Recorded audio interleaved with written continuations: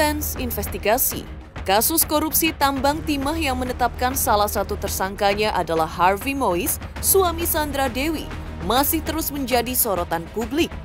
Dan pada Rabu 15 Mei 2024 kemarin, Sandra Dewi kembali dipanggil pihak Kejaksaan Agung dengan statusnya masih sebagai saksi. Dengan begitu, sang aktris satu ini sudah 2 kali diperiksa oleh Kejaksaan Agung untuk dimintai keterangannya terkait dugaan korupsi timah yang sudah merugikan negara sebesar 271 triliun rupiah tersebut. Sandra Dewi tampak datang dengan menggunakan pakaian serba hitam dan tanpa menggunakan aksesoris perhiasan serba mewah seperti sebelum sang suami terjerat dugaan kasus korupsi. Dan usai menjalani pemeriksaan, Sandra Dewi pun menunjukkan aksi yang beda dari sebelumnya saat dirinya diperiksa Kejagung pada 4 April lalu. Saat itu, Sandra Dewi masih tampil percaya diri dengan mengumbar senyum dan bersedia menjawab beberapa pertanyaan rekan media. Tapi kemarin, ibu 2 anak ini memilih tak banyak berkomentar. Dan sekalinya berkomentar, ia hanya mengucapkan terima kasih dan mohon doa saja. Lantas, seperti apa pakar ekspresi melihat perubahan sikap dan reaksi Sandra Dewi tersebut? Benarkah perubahan itu terjadi karena Sandra Dewi yang mulai merasa terancam, malu dan terbebani atas kasus sang suami yang sudah menyeret namanya itu? Sementara itu, pihak Kejaksaan Agung pun memberikan penjelasannya terkait status Sandra Dewi usai memberikan kesaksian kedua kalinya. Benarkah ada kemungkinan Sandra Dewi yang status sebelumnya sebagai saksi bisa berubah menjadi tersangka? Dan sejauh apa keterlibatan Sandra Dewi dalam kasus yang sudah membuat sang suami mendekam di Rutan Cabang Kejari, Jakarta Selatan itu? Pemirsa, bersama Intens Investigasi, kami hadirkan kabar terkini, terpercaya dan teraktual. Tetapi sebelumnya, jangan lupa untuk like, subscribe, dan juga share channel YouTube ini.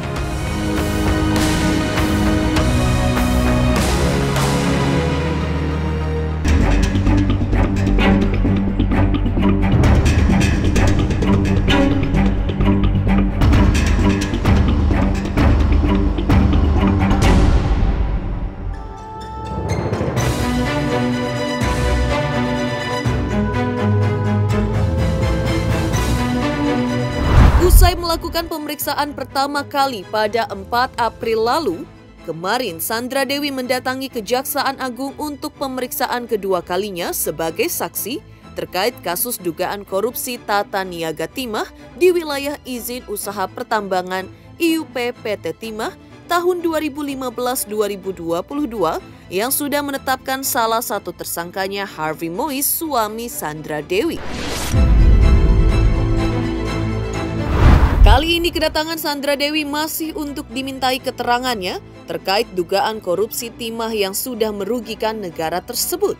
Tampak Sandra Dewi menjalani pemeriksaan kewajaran aset ini dengan memangku banyak berkas di pangkuannya dan hampir 10 jam lamanya ia menjalani pemeriksaan oleh Kejagung. Seusai menjalani pemeriksaan, Sandra Dewi pun keluar gedung dengan wajah tertunduk dan tidak mengeluarkan komentar berarti. Ia juga tampak lesu dan tidak bergairah seperti biasanya jika dihampiri rekan media. Perbedaan tersebut seolah menegaskan memang ada sesuatu yang sudah terjadi pada aktris cantik berkulit putih itu. Dan hal tersebut juga mendapat perhatian dari pakar ekspresi Ceisaro Ray Abisur. Diketahui saat pemeriksaan pertama, Sandra Dewi masih bisa tampil percaya diri seolah sedang tidak terjadi apa-apa dalam rumah tangganya. Sandra Dewi masih bisa mengumbar senyum manisnya. Tapi kemarin semuanya berubah drastis. Sandra Dewi tampak lesu, tidak ada senyum lagi dan banyak tertunduk serta menghindar dari kejaran media. Ia juga banyak terdiam dan hanya ucapan terima kasih dan mohon doa yang terujar dari mulutnya. Lalu seperti apa pakar ekspresi menilai sikap Sandra Dewi kali ini? Benarkah ada rasa malu dan rasa khawatir di masa depan yang terpancarkan dari sikap Sandra Dewi di pemeriksaan keduanya itu?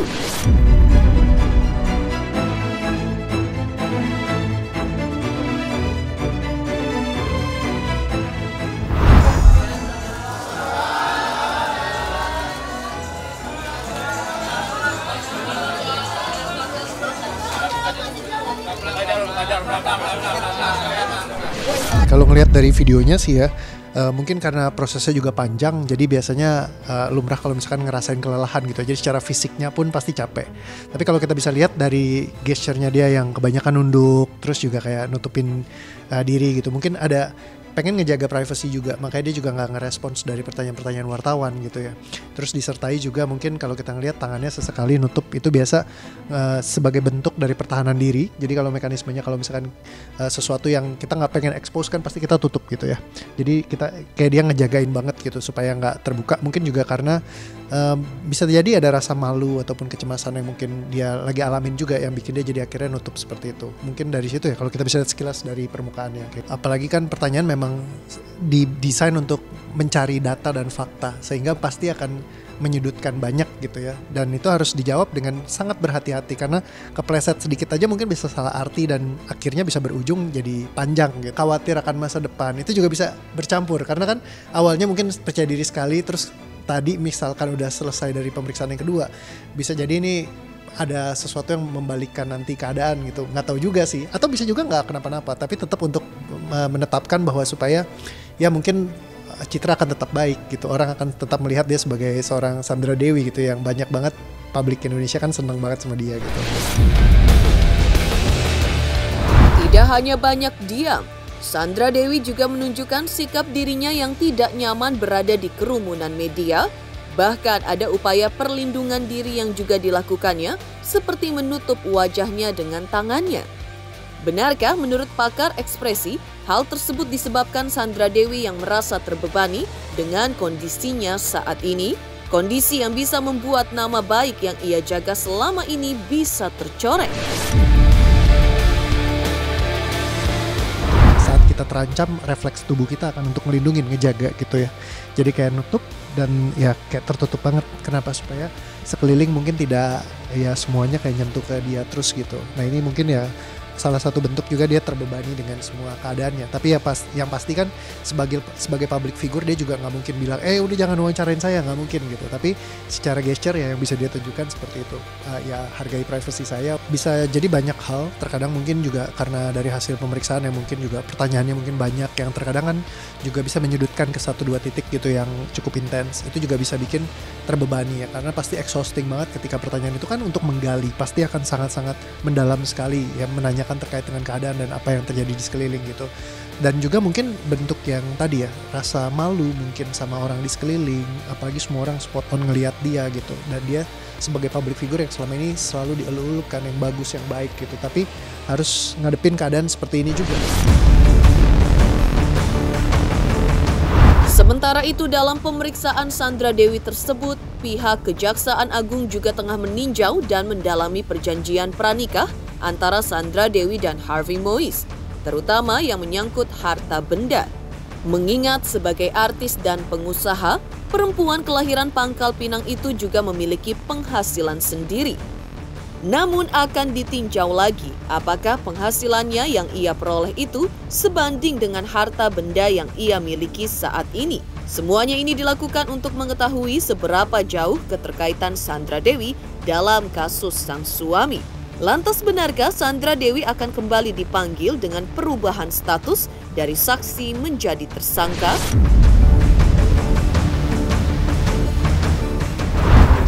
Ini kita lakukan dalam rangka untuk menelusuri dan memastikan bahwa aset-aset yang dimiliki baik oleh para tersangka maupun yang diatasnamakan istri-istri para tersangka bisa kita uji bahwa benar aset-aset tersebut terkait dengan tindak pidana korupsi yang sedang kita periksa. Penelusuran tersebut juga meliputi sebagaimana kita ketahui ada rumor tentang pesawat yang dimiliki oleh tersangka HM Itu sampai saat ini masih kita telusuri dan masih kita uji kebenarannya.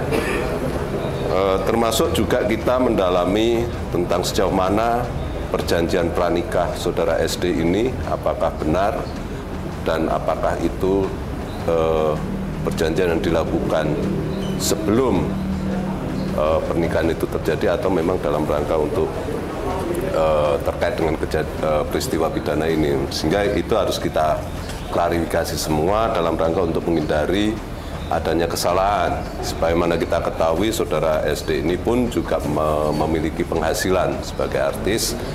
Di situ kita juga akan menguji. Kita sudah punya data berapa tahun belakangan, berapa penghasilan yang bersangkutan, dan itu akan kita uji. Apakah harta-harta yang dia miliki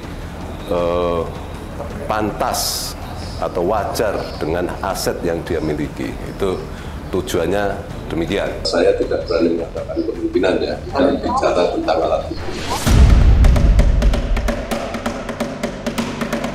Di tengah masih panasnya sorotan publik atas mega skandal korupsi yang menyeret suami dari artis Sandra Dewi, yaitu Harvey Moise, yang sudah membuat beberapa aset mereka disita, Sandra Dewi pun memberikan penjelasannya. Seperti apa penjelasan Sandra Dewi? Dan seperti apa juga pihak Harvey Moise ungkap perkembangan terbaru dan terkini dari kasusnya.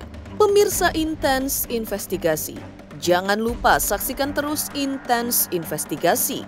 Dan pastikan jangan lupa untuk like, subscribe, share, dan juga komen jelang 3 juta subscribers channel Intens Investigasi.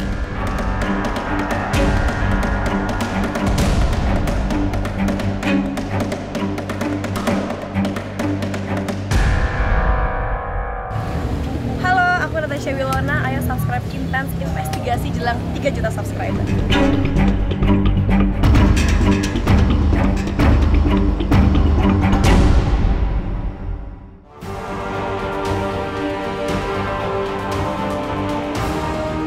Pemirsa Intens Investigasi, dalam perkembangan penanganan perkara kasus korupsi timah ini, tim penyidik terus meneliti dan menelusuri dokumen yang sudah diperoleh.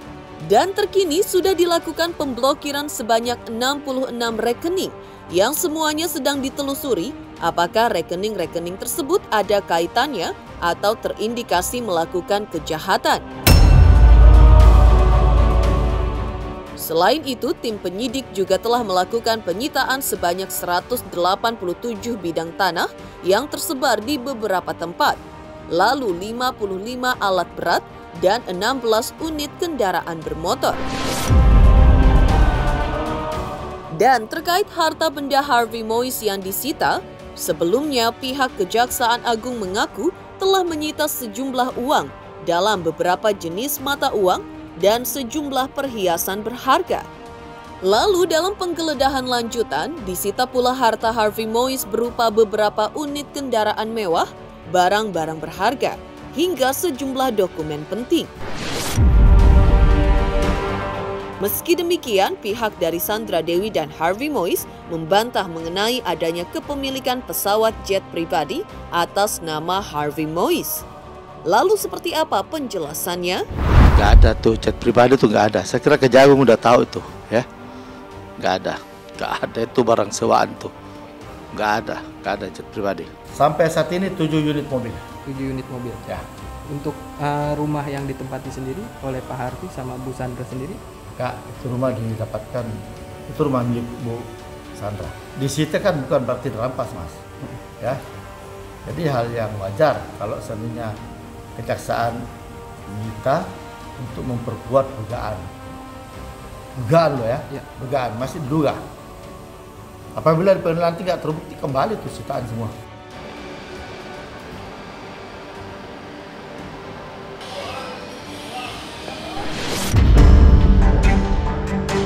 Selain itu, pihak Sandra Dewi juga menjelaskan terkait penutupan akun media sosial milik Sandra Dewi. Ya, sebelumnya geger akun sosial media Sandra Dewi tiba-tiba menghilang, baik akun Instagram maupun akun YouTube. Banyak netizen menduga bahwa hal itu dilakukannya untuk menghilangkan jejak bagi penyidik untuk mendapatkan harta Harvey Moise. Namun menurut pengakuan pihak Sandra Dewi, artis yang pernah ditaksir Denny Sumargo itu sengaja melakukan penutupan terhadap akun sosial medianya karena netizen melalui 2 sosial medianya sudah melakukan hal yang keterlaluan, yaitu membuli anak-anak Sandra Dewi yang masih kecil, yang tidak tahu apa-apa atas kasus yang menjerat orang tuanya. Saya pernah tanya Bu Sandra, Bu kenapa sih ditutup? Beliau sambil menahan kayak nangis ya. Prof, anak saya dibully Prof. Itu membuat saya sakit hati. Makanya beliau tutup. Sadis gak itu? Sadis lah. Anak gak masih kecil kok. Itu kalau ketahuan itu kan bisa dituntut tuh. Beliau sakit hati karena anaknya dibully. Ya namanya anak kecil lah ya. Gak ada kaitannya sama sekali dengan kasus perbuatan bapak. Nah, itu tahu apa kok masih tiba-tiba anak kecil dibully. Makanya netizen punya nurani lah ya. Kalau bully-bully harus paham benar dulu kasusnya. Jangan main bully-bully sembarangan orang, kan bisa dituntut tuh. Saya kira langkah yang tepat kalau dia tutup. Toh, langkah tepat. Harus, supaya menghindari. Meski sang suami sedang bermasalah hukum, namun Sandra Dewi pernah berjanji akan selalu bersama dengan Harvey Moise dalam keadaan apapun. Akankah Sandra Dewi menepati janjinya itu? Pemirsa Intens Investigasi, jangan lupa saksikan terus Intens Investigasi. Dan pastikan jangan lupa untuk like, subscribe, share, dan juga komen jelang 3 juta subscribers channel Intens Investigasi. Halo, saya Denny Darko. Saya mengajak kalian semua untuk nonton dan subscribe YouTube channel Intens Investigasi untuk gosip artis, fenomena, keajaiban Indonesia yang terkini, dan yuk kita sama-sama menjadi saksi menuju 3 juta subscribers dari channel Intens Investigasi ini.